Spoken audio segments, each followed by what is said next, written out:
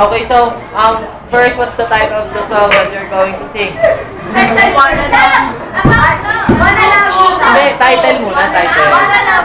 Okay, and what is the song all about? About love between who? Between... I'm asking permission for my class to pwede pa siyang Okay, so, love for someone you like. Okay, so... Okay. Ito yung bibila sa second. 1, 2, 3.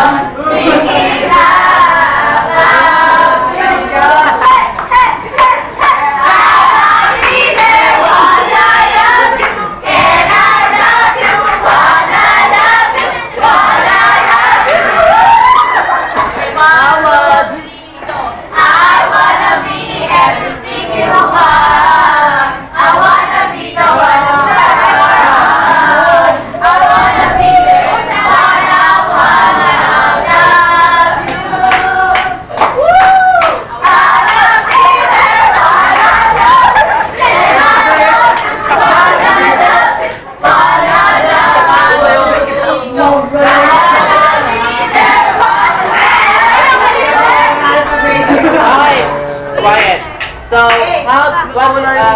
that picture that you have right now, why do you think that symbolizes the song?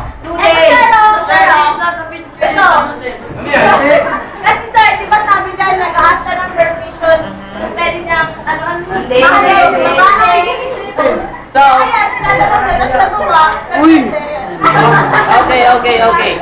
So, meaning that love can exist in every form. Yeah! Ito sir, love conquers all.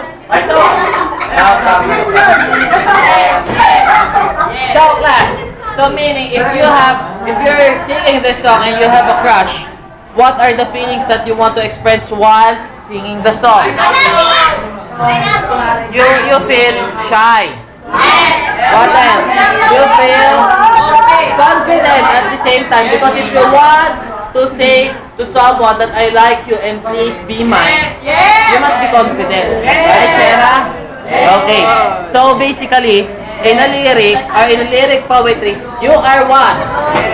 Class, in lyric poetry, you are expressing what? Love or feelings. Feelings and